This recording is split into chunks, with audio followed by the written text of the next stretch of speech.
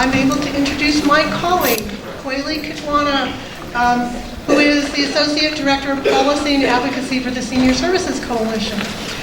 She brings a combined 35 years of local, state, and national grassroots advocacy and progressive policy experience to the coalition.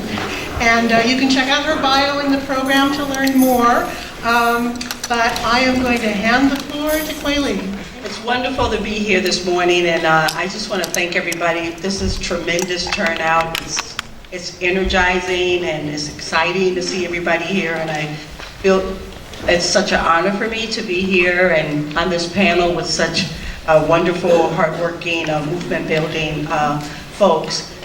So I just want to say that, wow, you know, someone mentioned earlier Gray Panthers, and close to 40 years ago, my first activist organizing job in Chicago was working with the Gray Panthers of Chicago.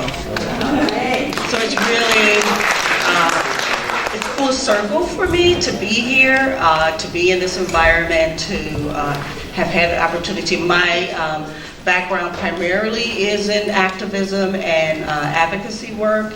And when I think about movement building and I think about community building and working in communities, for me it always comes back to that. It always comes back to, you know, what do you want to win? And ultimately, because we do win a lot, I think we all forget how much we win. But we do win a lot. And as a result of that, we get resources, and we have to use them smartly. We have to use them and leverage them, and understand that working in community is really key to that, and having opportunity to work with older adults is not something that we do to them or for them, but we are actually working with people who are in our community, people who have contribute and continue to contribute in our communities, and because of this, they're critical resources for our communities, and we don't just provide resources to them in places.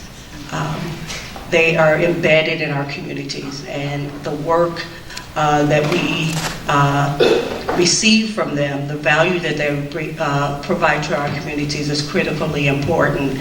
And how we respond to that and what we do with that is important as well. And that's why I'm excited about being up here with these folks. I know I have a timekeeper, and I also have the communication monitor over here. But I think it's because of that we're able to be really sharp about what we say today and responsible about what we say. So I feel fortunate that we happen to live in a part of the country where we have communities and community members who work in championship with playing a key role in moving the achievement of healthier behavior and supportive coordinated services and other resources that we responsibly distribute in our communities and neighborhoods. And these organizations have positive approaches concerning aging and improving the continued care that we provide in many cases, which is disenfranchised members. And the fallout from that is that, which is, I don't want to use the word fallout, but I guess the benefit of that is that we all benefit. Everyone in our community benefits as a result of that. So we've asked these three leaders to come here and share their community change efforts and explore what it takes for community members to work together and to adopt real change in their communities and the roles that they play and how we all benefit when communities work together in public systems. So we have here, I have next to me Pastor Horatio Ray Jones, and we have a privilege to have him, and he's representing his fellowship, which is the Family Bible Fellowship and Network. He has also planted and or sponsored over 15 congregations nationally as the president and CEO of the Tri-Cities Community Development Center. The pastor manages reentry services for ex-offenders, mental health training, and advocates for African American communities. Academic development for children struggling to excel in schools, and food and clothing programs. So he's a real champion, and I think that, again, that's admirable for all of us. And then we have Karen.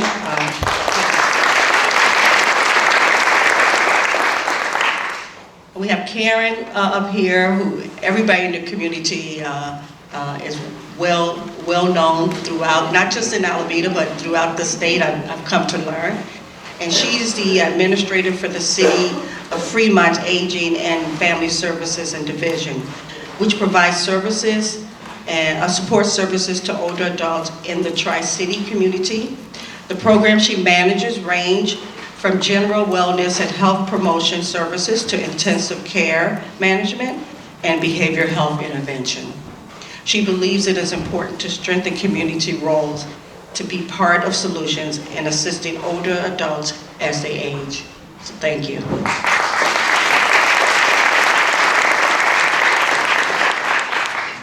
And then I have at the far right, Steve Lutas, who is the chair both with Age Friendly Berkeley and Berkeley Age Community Continuum Initiatives. He's on the board of Ashby Village and serves on the County Planning Committee for Older Adults. Steve is an Associate Vice Chancellor Emeritus Health and Health Services for UC Berkeley, where he manages the campus health and counseling programs for students, faculty, and staff. So with that, what I would like to do is have at the end, just with the other previous panel, we will have questions. So think about your questions, and we will collect them and have an opportunity to have everyone to engage in discussion based on the presentation. So let's kick this off, Pastor. You have a time to see. How much time? This is a dangerous combination. Food in the back. Yes. And, a microphone and a time limit for a pastor. So, if I just need to know, is it 8 minutes? Is it 8 minutes? Okay. So I'll use every last second of my 8 minutes. But I'm here. First of all, it's such an honor and a privilege to be here with you today. I'm truly humbled, representing the Alameda County Care Alliance. I pastor in Southern Alameda County, but I'm here on behalf of Reverend Cynthia Guerrilla. She's not able to be here, and the pastors that make up the Alameda County Care Alliance. And first, I want to share with you that we are a faith-based community of African American congregations. In our Genesis, when we began, the original intent was not ethnic specific, but rather faith. And so a broad invitation went out throughout Alameda County, I think back in 2013, 2014, for churches and the faith community to come together to address the needs of those living within our congregations, our faith communities, and our communities at large who are living with advanced illness needs. And the response landed on 5 initial congregations, and those congregations now make up the Alameda County Care Alliance. The Care Alliance is primarily focused on the best way to describe it using metaphors would be 2 metaphors. One is a conduit, and another is a link. One is a conduit for the purpose of the flow of resources and services to individuals within our congregations and also individuals within our communities who have advanced illness needs. Also as a link so that we can connect those individuals with those services. Thirdly, as well, it's an effort on our part when we think of metaphors within the faith community for our aging population, we refer to them in one of two ways. One is our seasoned saints, our seasoned saints. And we refer to them as seasoned saints because we believe, particularly within the African American community, that they are the sum total of that which we value most. And so our tendency and our practice within our faith community is to hold them in high esteem. So we do have a distinction, but in a positive way, that those who are gray-haired, they earn that gray hair. And we appreciate them, we affirm them, and our desire is on two fronts. One, to keep them connected, particularly when they're living with advanced illnesses, to keep them connected to their faith community. And then secondly, not only to keep them connected to their faith community, but to keep the faith community connected to them. Because it's so easy, particularly as you're maturing in life, and then when you're living with an advanced illness, to live in isolation and in silos. And so our faith community is developed and designed around the metaphor of a family, and that an extended family, particularly within our context. But we also recognize from a historical perspective, there's a lot of distrust as it relates to the medical profession and the African American community. And the most trusted institution within the African American community is generally the African American church. And so we have developed an alliance and serve as that conduit to connect the faith community with the health systems. Our primary donor or a source of support is Kaiser Permanente. But not only with the hospital system, but also we have partnered with UC Davis and academic institutions to provide the type of quality training that is needed for our navigator. I'll talk about some of the trainings in a few minutes. But it's important for us to bridge that divide between the spiritual community and the medical community, and to highlight the importance in the lives of those who are receiving care for both communities to be a part of their caregiving. And then also the Public Health Institute is one of our partners, because historically within the African American community, when we speak of evidence-based, generally evidence-based practices do not germinate from the African American community. Usually it's a practice that has been perfected or has been researched in other communities and then somewhat massaged. And the efforts are to try to make it fit the African American community. And so through the Alameda County Care Alliance and our partnership with the Pacific Health Institute, our goal is not only for qualitative care, but quantitative measures.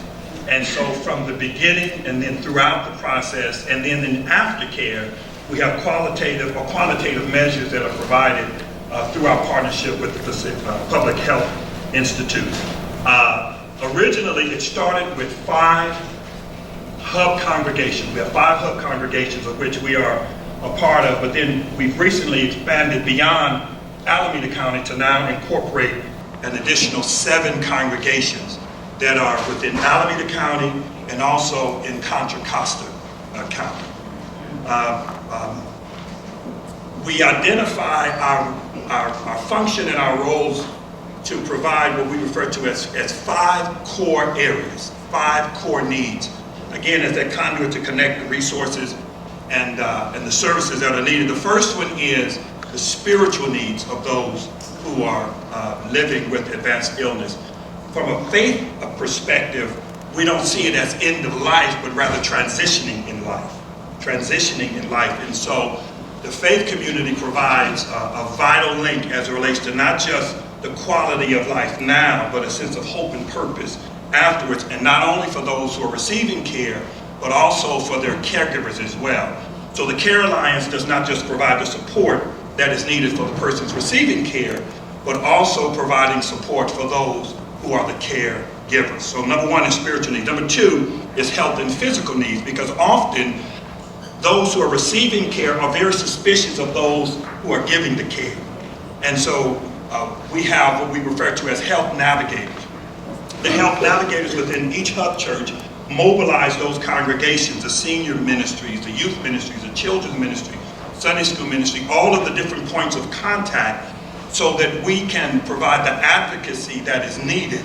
Someone was mentioning earlier about the need to get psychiatry in the home and services within the home.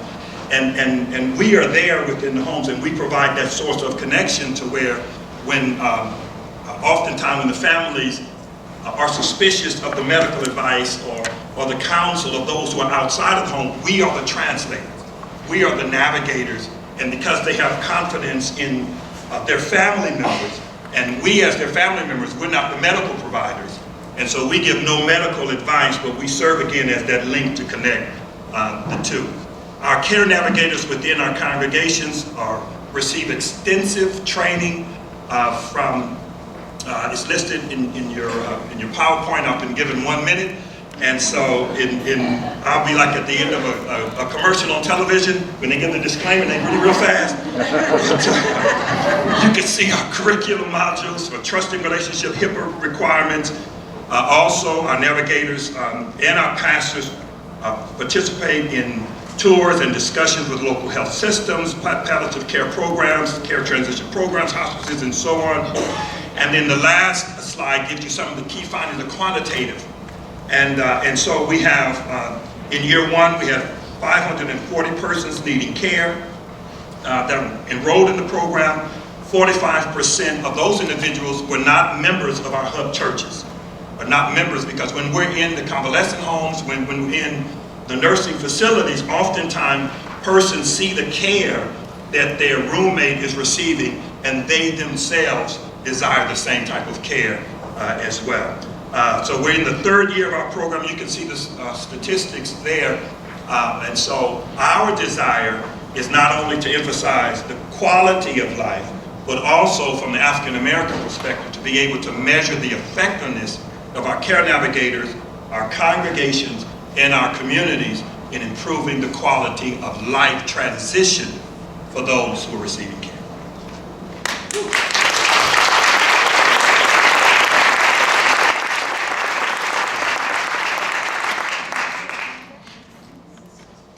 So I think I better just get going, right? Because I've got 8 minutes here to talk about the role a city can play, or a public entity can play, in engaging its residents, its community, to be the social movement that we're talking about today. And so the perspective that the city of Fremont has taken, or what we've embraced, is called age-friendly cities, and we call it age-friendly Fremont.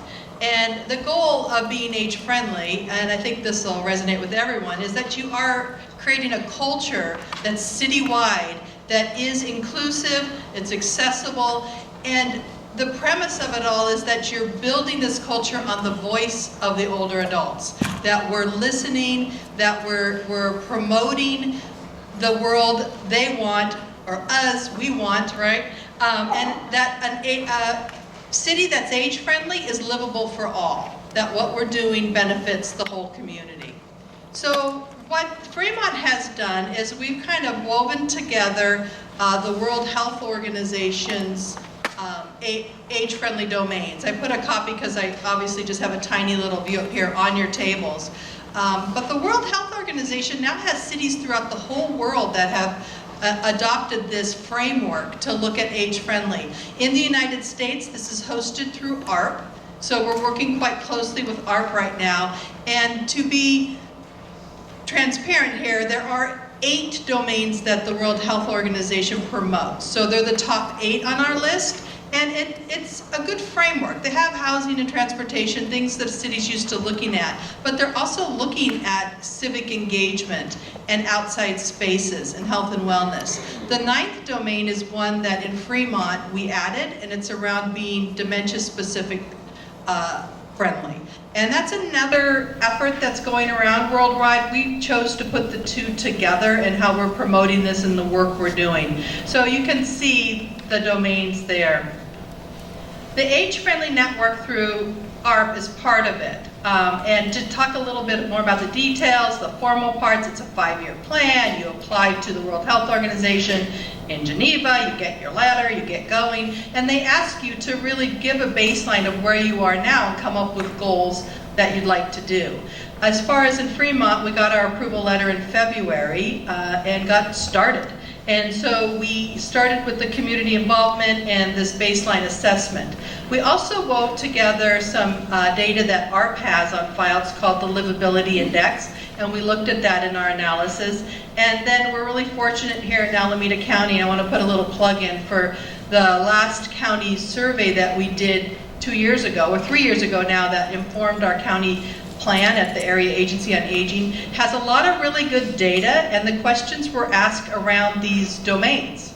So we asked the county for Fremont-specific data, and they shared it. And I'd like to encourage other cities to do this, because it does give you a glimpse of, and we had almost 800 respondents just in Fremont in that survey. So it gave us a good data table to look for.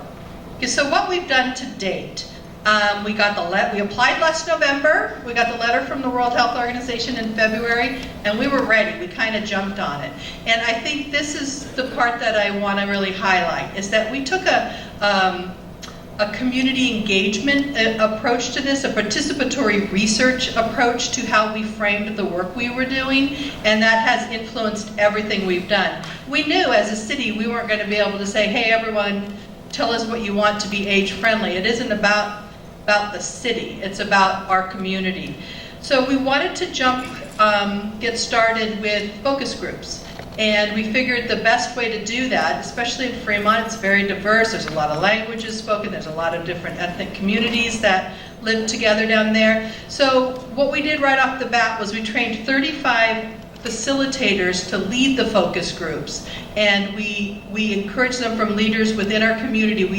We made sure we had a facilitator that led a group that in Urdu at our Gurdwara, and there was groups led in other languages. There was a groups of veterans. There was we had a group of individuals with older adults with severe mental illness in one of the groups, an LGBT group. So we wanted to make sure we had that representation. So we had the trainers all come together, which was a great couple days in itself as far as learning what's happening in the world. They went out and then did 25 focus groups all over the city.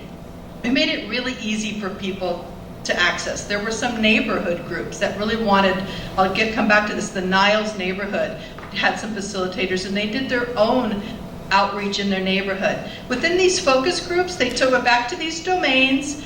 Each group had 3 of them, and so they'd have transportation, and they'd say, dream your dream. What's the ideal for transportation in your community? And of course, we heard things like they wanted the city to buy driverless cars for all of them to be able to check out the cars as they wanted to go. So, but you have to dream, right? And then we talked about, okay, this last year, what has been challenging for you around transportation, and then what are some steps we can take and move forward? We then had a whole nother set of conversations where we took all the groups who talked about transportation, I'll just continue with that, all of their action steps and best steps. And so we had about 7 groups that had talked about transportation. We brought all that data together in another community meeting and said, help us look at this and make sense of it and see things that jumped out in themes. On top of that, we then did a consensus, those are the consensus groups. Then we held a community meeting. We're like, let's just put ads in the paper. We put ads in the paper for a month. It's like, you guys, we've got these domains. We put the domains in the paper. We want to hear from you. And the day of our community meeting was raining. It was in April of this year, and I thought, oh gosh, no one's going to show up. We had a couple hundred people show up. So they again reviewed this data, and at every level we have discovered more. I mean, we had this community meeting, 200 people there, looking at what people had said, looking at what was jumping out in themes, adding, and we had missed emergency response. In all these previous focus groups. So they're like, well, what do we do if we have to evacuate our neighborhoods? And so we've learned more and more and more from our community. We also realized we were bringing up a lot of energy around things that were difficult in each of these areas. We're saying how difficult for housing, for transportation. So we followed this up with a community expo, like a couple weeks after the community meeting, where we had resources available, and we structured the resources around the domains. So there was a transportation cove. People could find out about transportation. There was a dementia-specific area of resources. So we realized we wanted to make sure we were responding to what people may need. So this is what I wanted to share. I know we have just a few minutes here, and it's a little probably hard to see, but you can see the darker blue is actually the census data for Fremont, and you know, Chinese, Afghan, we're very, very diverse. Chinese, different Asian groups, white, Caucasian, Indian, have a lot of groups. The green is actually the participants in our focus groups. So it's hard, you know, the details you guys can ask me, but the gist is that we were able to really mirror participation in our groups that reflected our community. The one where we went over, you see the light blue that kind of blips up, that's because it was a targeted group where we wanted to talk to more Afghan older adults, and they're in the demographics considered in the Caucasian category. So we did that on purpose. But through this participatory research, we were really to hear what our community wanted. So I want to talk a little bit about what jumped out so loud we couldn't wait to go to our city council. What jumped out loud and clear is people don't know where to go for information, don't know how to feel connected. So we are going to be giving a presentation to our city council, but we started with a newsletter already in August. We just couldn't wait. So we now have an age-friendly newsletter, and it has, I can leave some around, but like our resources are listed by domain now. We're going to try to get people thinking this way. We also have neighborhood groups that are starting out of this, working towards a village. But what I wanted to say real quick is they went door to everyone in their neighborhood and asked, what is it you think you need to stay in your house for the rest of your life? What could you provide a neighbor to help them? And it's amazing what is matched up. There are things like someone to walk my dog if I don't feel well, to I've got a whole bunch of teenagers in my house that could walk a dog. So we are now working to match that so neighbors can help neighbors and keep that communication. I talked about people wanting information. The second thing we heard loud and clear that we don't need to wait on is that people are ready to be the solution. They are the energy. It is nothing about the city. The city's there to support. Every single group we had said, don't look at us, the groups were 50 and over, that's what the World Health Organization, don't look at us as needy or needing you. We want to be here to support. We are your answer. We heard that loud and clear. So we're ready to mobilize, we're ready to make it an age-friendly city, and we already have hundreds of volunteers that are working with us on this effort.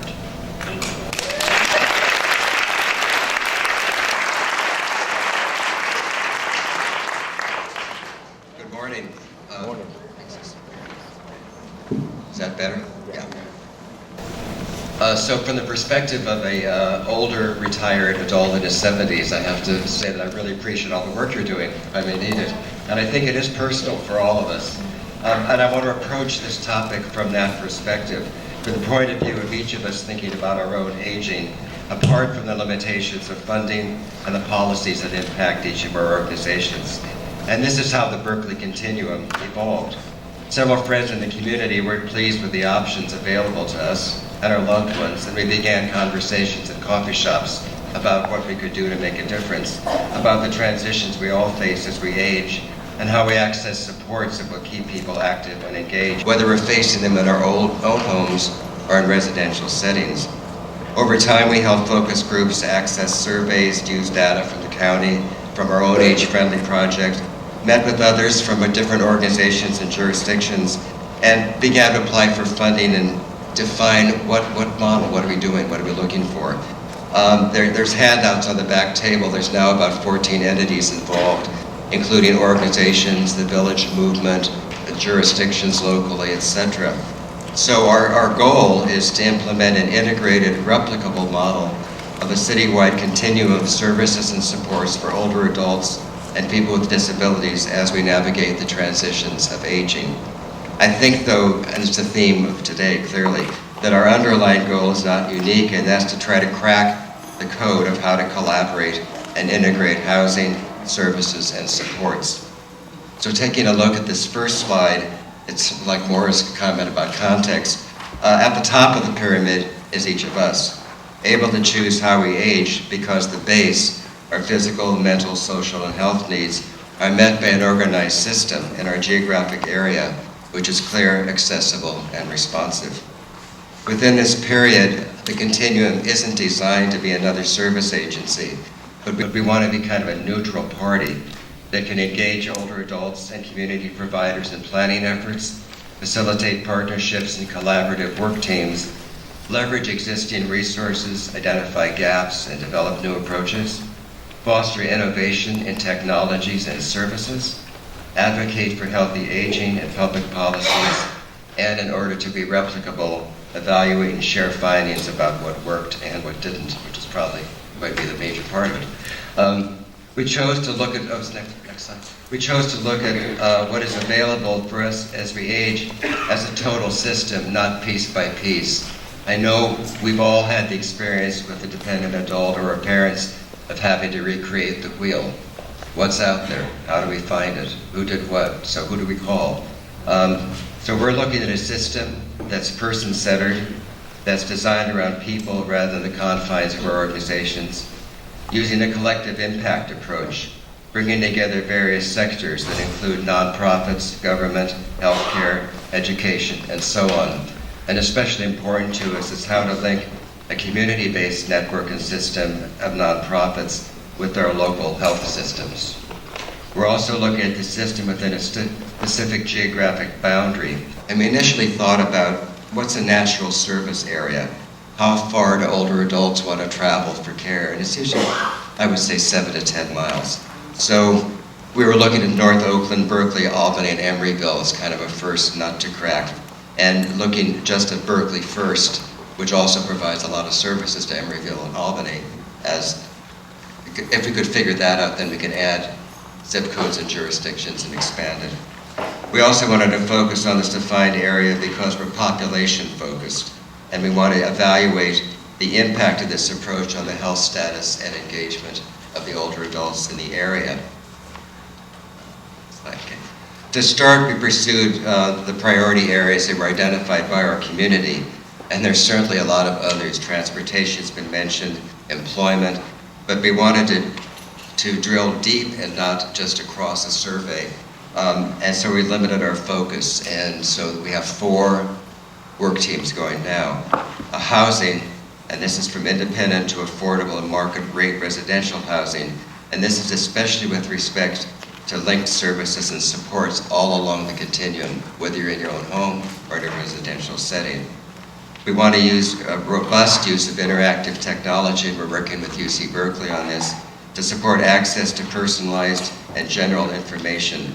Options for engagement would also be included, so that this is not just an information referral service, it's a real engagement with the individual. A continuum of collaborating services and supports from early intervention with information and home visits to light navigation and handoffs where needed for wraparound services, and of course advocacy for age-friendly policies and innovation. Each of these areas now have work teams that are reflective of the collaborations we're trying to foster. And finally, we'll have a community advisory group to guide efforts and keep our priorities clear. Although we're now in a startup mode, our plan is to have a sustainable model by 2020, and we thank Kaiser, Altivate Summit, the City of Berkeley, the Pilgrimage Foundation, and others for the funding we have. And I thought of a tangential comment this morning while I was listening to presentations. 50 years ago, I was a graduate student in adult development and aging at UCSF. It was an NIH grant to try to focus on what was then a burgeoning middle-aged population. And now we're the next population. And believe me, it looked different then than it does now, not just because of my age, but because of what was predicted. Thank you.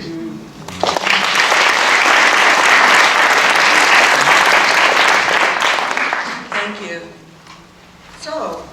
So basically, what are our takeaways here? What is it that we're able to surmise from these 3 presentations and basically even the earlier part of the day? And I would say that some of that has to do with us all coming to grips with the fact that older adults along with other community members are part of solutions. That the word, we talk about silos, but we really just can't work in silos. We really can't. Our foundation is really dependent on us all working together. But when we engage the whole community, in the promotion of positive support, the entire community benefits. Everybody wins. When we listen to our community, the aging community, when we respond to concrete data, which is basically facts, we all work together. Ultimately, we end up with some creative ways to address what's happening in our community every day, and ultimately what's going to happen with all of us. Aging isn't something that shows up in the community; it's there, right? It's not something that happens, and then one day we all wake up and we find out we have an aging community. So what I like to do is spend some time putting a few more questions out there, and then we'll take some questions from the group. But I wanted to ask Karen, if you don't mind, if you can tell us about, just give us 3 concrete takeaways that have to do with cultural competency, the role of cultural competency in the work that we're doing around race, culture, gender, equity, and et cetera. Well, that's a little question. That's a big question. So I think what I showed there was, that participatory research kind of approach where you're really engaging leaders that are stepping forward. I mean, I call it cultural humility, right? I have to be respective. I am respective of other people's differences, and we're all different. So this isn't an effort, especially a city or a division or a human services department can do on their own. So doing work like this with relationships with leaders that represent a lot of the different cultures, ethnic groups, different lived experience of our community is probably the most fundamental way we can move forward. And so that's where I think taking this participatory kind of research approach at a community level, involving leaders, and like I said, we've already paid off. We already have hundreds of people engaged in wanting to be the solution. That group is very diverse too. And I think it's like we're talking about today, listening, learning, respecting people, the nuances of people's differences, and doing this in a real community movement. So I mean, it's just part of what we have to do. Right. Karen, thinking about end-of-life care, hospice, and advanced planning and end-of-life considerations, what part does that play into your all work? In the age-friendly initiative right now? I think it's come up in some of the discussions around the health and wellness topic. So that topic, we were wide open with that when we went into the focus groups. And so I know when they said, what is the ideal? The ideal is I want to die at home. What does that mean? What are the action steps? And so that did, Wendy's making a, okay. There were signals going on. So yes, it did come up. So we've heard that bubble up from the community and wanting to talk about it. I think it will be something that will make some recommendations. I think one of the things when we had that community meeting in April is we made a promise to do that every year, because I think things are going to come up again around these areas, and we'll hear more about that. So the conversation around options around end of life, I think, will be there. Yeah. Yes, please. About 3 years ago, when Being Mortal came out, there was a frontline interview for 45 minutes, and the California Healthcare Foundation funded communities to try to broaden the dialogue about end of life. They felt it was much too white middle class, and they wanted it to expand more into the community. So in the city of Berkeley, Ashby Village Center for Independent Living and Lifelong partnered on hosting showings of those in the community, and really reached out to their own broad constituencies to do that, and also trained, as your approach was, about 30 facilitators for breakout sessions at the end of it, and 300 people showed up. So it's a topic people want to talk about, and they want to share what they're doing to prepare, etc. So it's another thing you can do. It's tangible. And that neighborhood I was talking about that went door to door just had a presentation or show, it was a video from Ottawa Gawande, and the same thing. It's like the conversations are happening. Great. I have a question here for the pastor. Do you train the navigators in cultural awareness of African American LGBTQ older adults? Yes, we are working with the Pacific, it's a seminary, Pacific School of Religion, thank you very much. Of the Pacific School of Religion to address that need within our congregations and community. Any other questions, or the panel have any final statements? It's at that time where the blood sugar is getting low and either that or we did a fabulous job on it.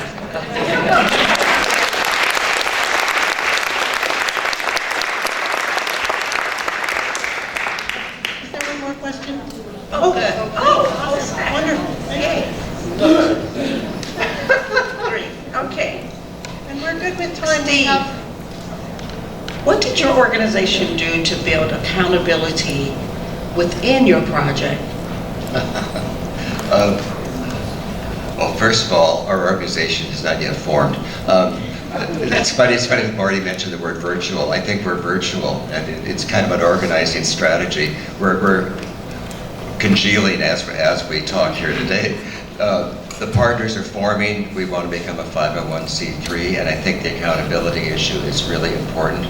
We have to deliver, and we have to deliver in a way that recognizes the business models and funding of all of our partners and the needs of the community. So that's our goal. We have an evaluator as part of our consulting team, so that's how we'll establish accountability. We'll evaluate what we're doing and show the results. Thank you. Karen, how long do you envision your age-friendly goals will be actualized? So I think this is a process forever. So in Fremont, we were very fortunate. We were building on an existing pretty extensive age-friendly effort. It wasn't called that then, that we did 10 years ago with a grant from the Robert Wood Johnson Foundation. So we already had been talking to a lot of community leaders, and this just takes it to that another level. There's always pluses and minuses of working within an existing initiative. The World Health Organization has kind of a structure. You have, a first year of listening, a second year of turning in a baseline, a third year of setting goals.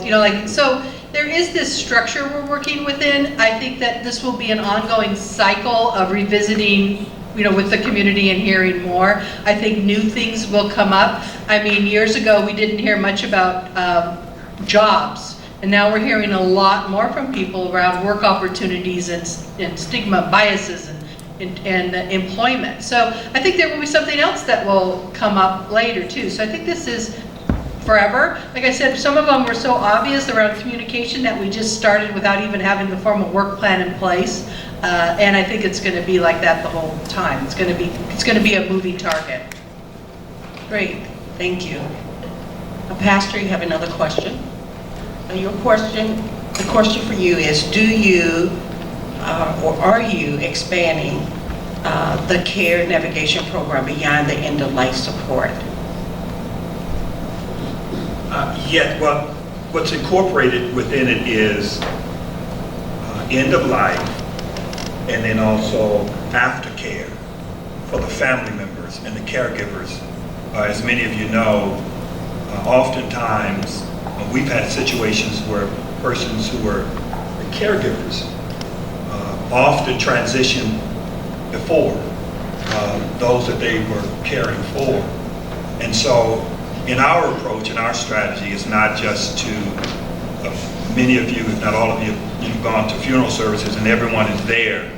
I was just at a service a couple of days ago. I got to leave here and visit one of our members' dad. He's 105 years old, and he's about to be placed in hospice care. They're trying to make a difficult decision as to where he's going to live during his final moments of life. And during the funerals, everyone comes from out of town. Everyone is there. The support is there. And then within days afterwards, that's when the isolation, the depression sets in. And the need does not end at a funeral, but it continues for those who are adjusting and transitioning with a life without their loved one. And so our program currently does extend beyond end of life. In fact, and we prepare family members before. There are three areas that we focus on in our training and preparation. One is the importance for every person to recognize and to realize that their life matters. From the perspective of a person who's living or at the end of their transitioning, it's important for them to know from those who are surrounding them that their life matters. And number two, in preparing beyond life, is that legacy continues. That legacy, the importance of each of us who are in this room right now, you're not in a silo, but rather you're the sum total of generations past. There are aspects, there are things. I don't know if you've seen this Geico, I think it's Geico, a progressive commercial, where these people are in a support group and they're becoming their parents. Have you ever seen the commercial? They're like becoming their parents. They're saying and doing things they thought they would never say or do because they're continuing the legacy of their parents. And so we have a component that focuses on aftercare. Okay. And just to follow up, the person had a follow-up question. Have you considered major health diagnosis navigators? Major health, you would have to explain what do you... Instead of just an end of life. Instead of, if someone got a, yeah. Yes, oh yeah. See, the name of it is advanced care. Where there's chronic conditions, a part of advanced care is end of life. Okay. But it also, it's inclusive of, we have individuals in their 30s, in their 40s, in their 50s, if they meet the criteria, the definition of advanced care illness, if their condition is not improving, but their condition is trending downward, or chronic, it's not curable, but they have to adjust to the new normal. And so, yes, we provide services for individuals as long as they are, like I have a 105-year-old father, grandfather, great-grandfather that have to leave here and visit, but then I also have a 50-something-year-old cousin who's at home and who's living with diabetes and so on, and from cancer to diabetes to high blood, whatever the needs are that tends to pull people away from the circle of support, that's where we feel that. Great. All right. Great question. Thank you. Thank you to the panel.